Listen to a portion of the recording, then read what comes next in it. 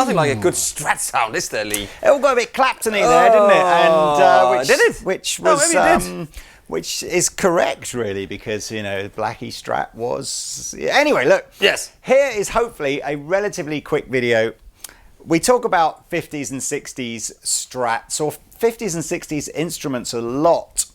And a lot of the changes that sort of from when guitars, the very first electric guitars came out, that first 20 years, that first decade in the 50s and then the second decade in the 60s, I think lots of things changed to, and we always look back, I think, at those 2 decades as kind of the pioneering decades. So I thought we'd take a Strat. Yeah. And I've got 2 Strats here from the Fender American Original Series. And Pete's I've got the 2 from the Vintera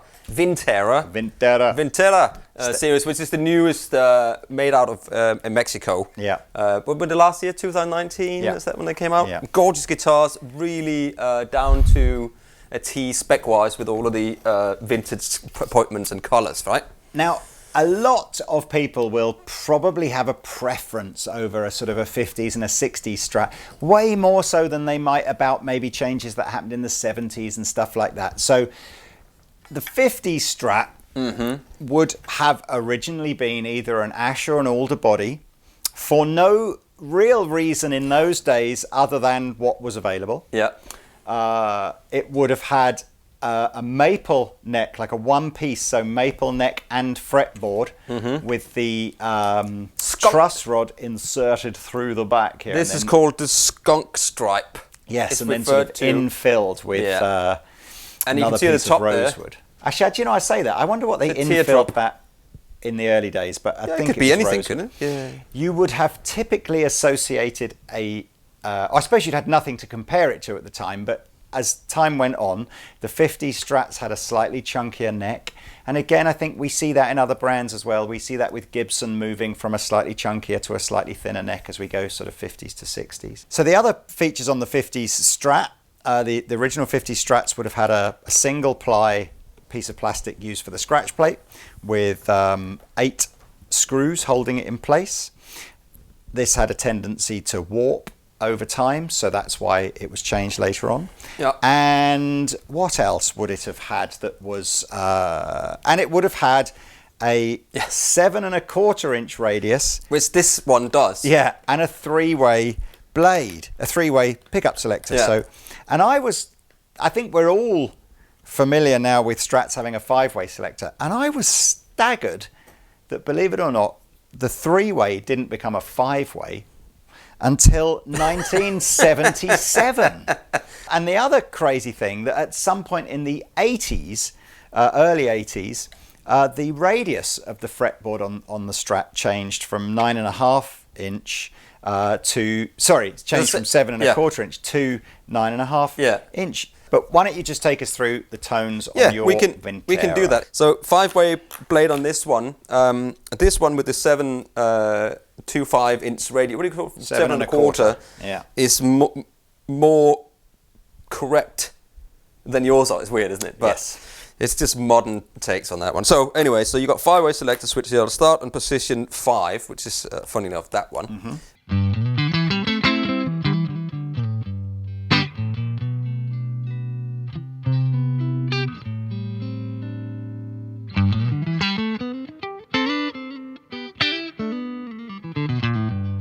I can imagine them playing something like some kind of boogie woogie or something. This is then the position in the middle. So you got the position. Why don't you do like how it would have been? So just neck, middle, bridge, and then we'll do the in between. That's a good shout. That's a good shout. So here's the neck, middle, right, and then the bridge.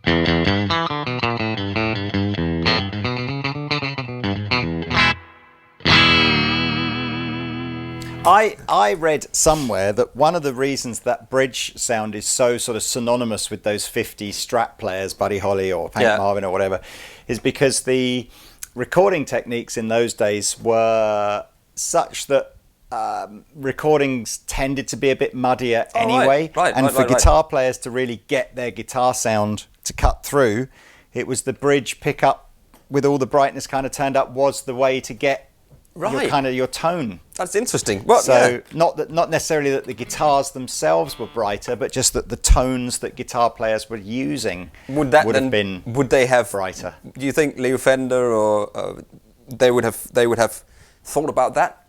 You know, back in the day, they gone, oh, hang on, when they record, maybe we need to wind that a little bit hotter, and hence they changed them. I don't know. I don't know about hotter, just brighter. Yeah, brighter, you know, less bright, whatever. That's why they got the tone controls on it. They must have thought about that, because this design has been, you know, but maybe this didn't do anything then, no. did it? Well, it didn't do anything to this pickup. It was, you know, you had the tone for this pickup, a tone for this pickup, and then the bridge was always kind of just full whack. Wow. Well, I wonderly if on this one here, wonderly. Well, that's not technically correct, is it? No, but neither is the 5-way switch. So you know, this is called a modern wiring. So when when this tone works for this pickup, it's called a modern wiring. Let me see what mine does. Hang on, Liv. Yeah. Same thing, not completely correct. But anyway, so that's all they had back then. They had the three-way. Yep. They could only have 3 ways. Super boring. And then all of a sudden, come on, the 70s. Let's get the 5-way in. Yeah, let's get this 5-way in. So I can imagine somebody must have gone, you know, played a chord, and then gone. Oh, what's that? As they swapped down that little bit there. Yeah. Like, oh, that's interesting. Happy accident. Yeah. So like all my kids.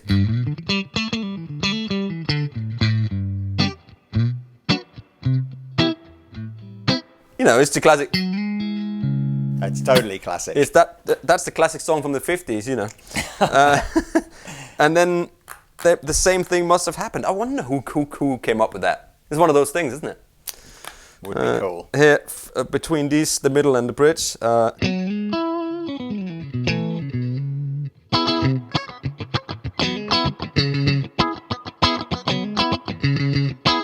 I wonder if somebody's ever claimed fame to find those. Well, I'm going to, even though I wasn't here. Can we get maybe just acoustically, do you feel it's a glassier? I've often thought with the lacquer on the fretboard does kind of give it a more shimmery, glassier kind of acoustic tone. I can't really hear with my headphones on like this, but than say the rosewood kind of tone. But we restrung all these guitars before this video, by the way, so they've all got the same new freshness of string. Yeah, I mean, these two were in the box, so I don't know, man. I think that's the whole playing thing again. You know, if you play it, that's the neck pickup.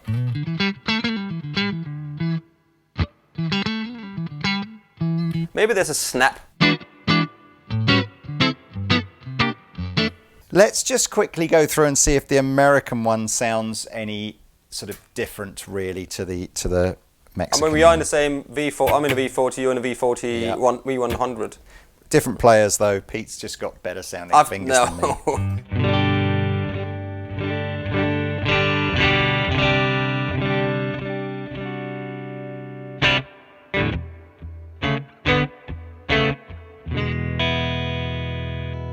Middle. You need more reverb.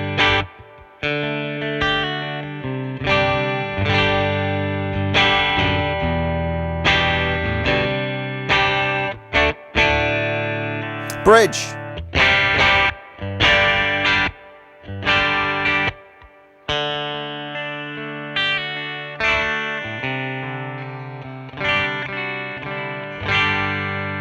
Position 2.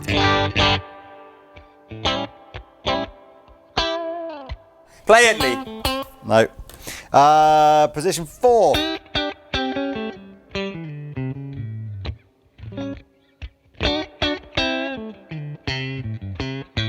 That's no pedals. That's just the guitar. I mean, if I do put a light speed, light drive on it.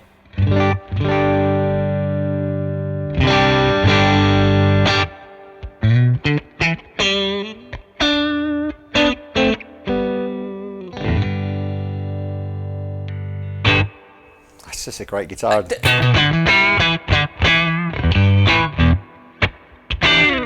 Do I dare say, I think this sounds more authentic. No, I think... it sounds more... the neck? That's the neck pickup. I think you're It's more snappy. It's got... even if I put a bit of the delay on...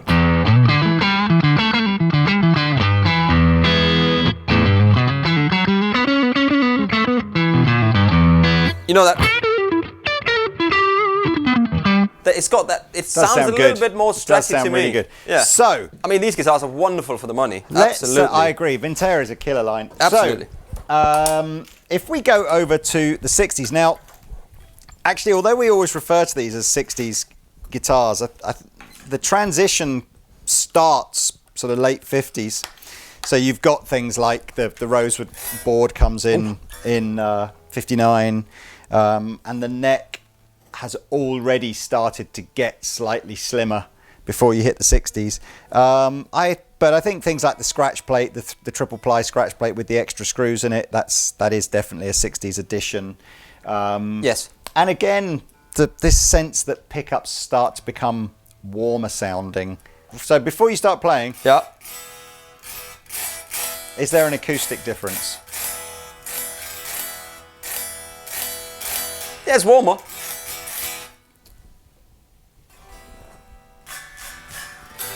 Ah. Blah. Blah. Hang on, I'm not sure. Oh, I don't know, a bit more spank. I mean, it's like literally 1%, isn't it? It is different. No, it is different. It is different. And I'm sure whether warm is the right word. I think those maple boards with particularly the lacquered maple boards are a bit more zing. But lacquer, I think it's not necessarily the maple that does it. I think it's the lacquer on the maple that gives you that zing. I think if you lacquer this board, it will give you the same. Why does no one lacquer rosewood boards? Well, Rickenbacker does. That's a lacquered board. You're right. They do. And the Tony Iommi Sick is a lacquered board because when he cut his fingertips off, he had to adapt the guitar, the SG, adapt the guitar to be so easier for him to play. Anyway, give us some tones on yours and talk about how the neck feels different and everything. Okay. So here we go. Here's some tones from this. Let's see if it sounds any different.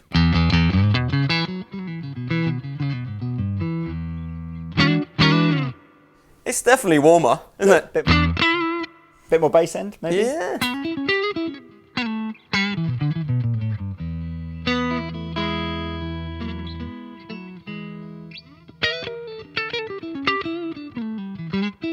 I must admit. What position is that? One? That's the neck. That's the neck position. What's the middle position? Middle position is here. Neck for reference. And a bridge. I think the pickups in themselves are more fatter warm sounding, aren't they? They're just a little bit fatter fatter Can we just sounding. do like an edit thing where you just go like on neck, middle, bridge, and then do the same on the 50s one? Okay. Play the same kind of thing, but just quick. Okay, here we go. So you get first the neck on this, the neck on the other one, middle on this one, middle on this one, and bridge, and bridge. Okay? You got it? Got it. Good. Here we go.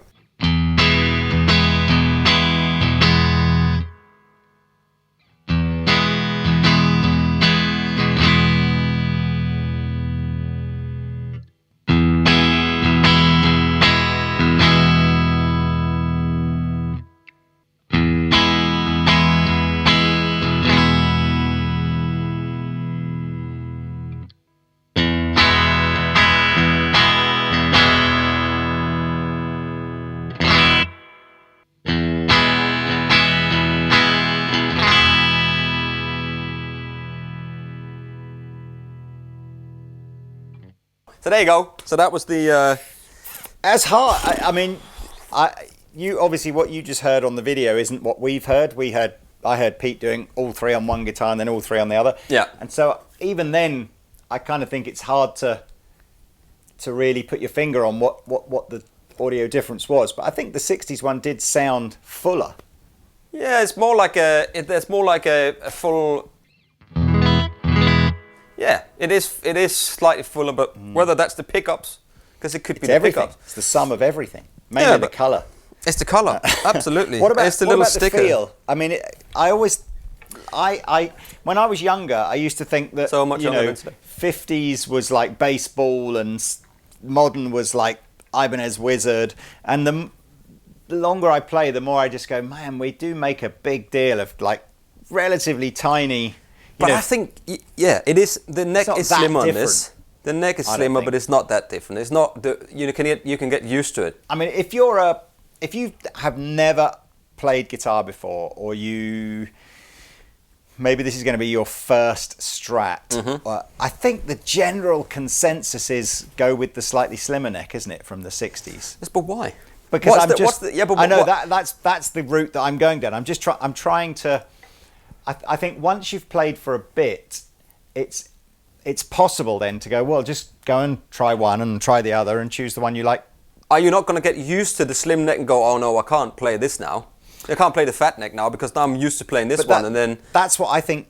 That's the sort of what people assume. I think you hear people going, oh god, I couldn't play a 50s fat neck. I couldn't, and you just go, really? It's like this much difference. I mean, you'll notice it's different, but you're not all of a sudden go.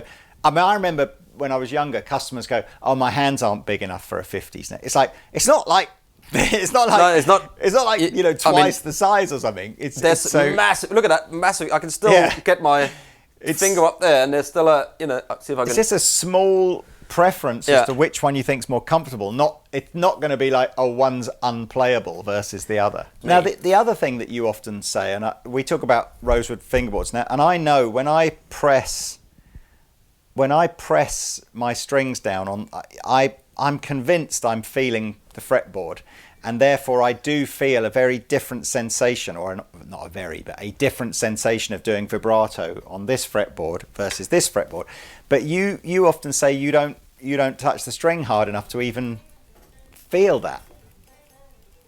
I mean, sometimes you do, but you can, there was a video with Tim Pierce where he's talking about, that you really don't have to. You don't have to press very hard on the guitar, and the less strength you use, the more you can. If you're really trying to press and work, so it's I'm absolutely convinced mine is. I'm absolutely convinced that I feel that the lacquered maple ones are literally almost like playing on like plastic, but not in a bad way, as in it's that smooth. It's like a completely, or glass, And then when you have a satin finish maple board, either because the lacquer's worn off or you bought it like that in the first place, it feels a little bit rougher, more like wood would feel. Ebony, I'm like, it's so ebony smooth. Ebony is hard, isn't it? Very, and rosewood, again, I can feel that kind of like slight friction. But not in a nasty way, just in a different way. How high is the action on your guitar? Just out of interest. Not high on this one. Okay, so if you go up to the like the 15th or the 17th fret or something like that, and you do a big bend. I mean, I have to bend that hard for that to. That's. Wow, so you're up nearly two tones there. Who goes all the way up there and does a bend like that on a Strat? That was the thing John Mayer was saying, wasn't it? He was going like this whole like anti 7 1/4 inch radius because it frets out. It's like it's only if the guitar's badly set up. But that's it. And this action is fine for me. Yeah, perfect. I mean, would you class it as like an out-the-box action? So like not too low, not too high. This is out the box. That's what I mean. That's why I'm saying it. Is it just a typical? Yeah, I would say I think this is an out of the box. I think because I would put 10s on it personally because I prefer 10s. I would have to have it set up. This has got a floating trem system as well. You see. So I would probably have to tweak the neck a bit and then pull the trem system down to make it fit with 10s. And I think when I did that, this is what I would have. I definitely think. I mean, again, if you talk about going back to this like 50s versus 60s, a lot of the colours you know, Fender introduced more of the sort of the pastel kind of colours in those times. So your sort of sonic blues and surf greens. This is surf green, but that must be the end of it. Do you know what was the red? Fiesta Red. Fiesta Red was the first colour. Yeah, but apparently that was the first custom shop color because it was made for Mr. Marvin. I didn't know that. I know it website. It was the first ever Fender Strat to come to the UK, or at least the first one that ever got sort of used by anyone famous, was the Fiesta Red Strat that Cliff bought Hank back in the day. Back in the day. Well, look, so we'll jam out, I'm sure, in a minute. I mean, whether you go Vintera or you decide to go American Original is largely, I suppose, going to be dictated to by the budget you've got to spend. I wouldn't... what are you really getting on American? You get nitro finishing on the Americans, which you don't get on Vintera. You get rosewood, real rosewood as opposed to Palfera. Yeah, American-made pickups. You get a case. Think, as with lots of guitars, a big chunk of the price difference will just be the labor cost in America versus Mexico. So therefore, not even necessarily indicative of it being better as such. So I think you've just got to choose. But I mean, these want to just do the same. Yeah, I think Vintera has been an incredibly popular line. Yeah. But then so's American Original. Yeah. So let me just quickly do the same as Pete did on his. I will do three, little strummy chords on the 50s versus the 60s, and we'll cut it together in a certain way. Do it. And then we'll jam out, and you can decide. So there we are, 50s versus 60s. Hopefully you're now slightly better informed than you were. Yeah. or maybe you aren't. Next time we're going to do 61, 62s versus 65 versus 59s versus...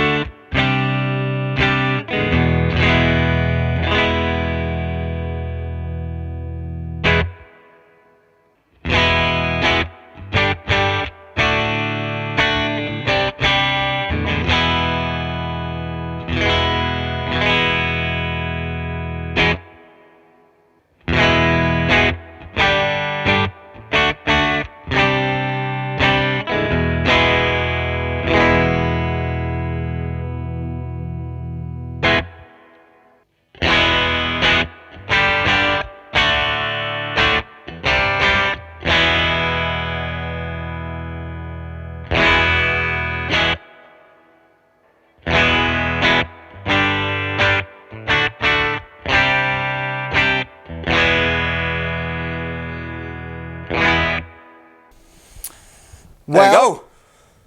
That again, I think that definitely sounds better. It's not as bright, it's fuller. Yeah. And that has got to be, as I said, the only two really... Well, what have we got here? Again, if we really, really break it down. We've got an evolution in pickups, which will be a part of it. We've got a thicker neck on the 50s versus a thinner neck on the 60s, which will be part of it. We've got a rosewood fretboard. I should say, of course, in the 60s, you could have rosewood or maple. It was a choice. I just think in people's heads, they, I think, associate 60s with the rosewood thing. Yeah. Rosewood or a maple guard. The trem system didn't really change at all from Fender over that period. No, I mean, it's still a great, machine heads are the same. Machine heads are the same best locking tuners you can ever get. We say locking. Well, we say locking is you push the string in and it's perfect. If you watch this channel. We've obviously picked here American Original and Vintera from the Fender range. Now you can, when you go down into Squier Classic Vibe, also look at 50s and 60s Strats, but just be aware in Classic Vibe they don't really change as much as they would do on these. So 50s and 60s Classic Vibe Strats have the same pickups, the same neck profile. It's just literally the fingerboard changes from rosewood to, or Palfero to maple, and the colours change and the scratch plate changes. All right, just so you know. So there we go, Pete. Let's have a little. Okay.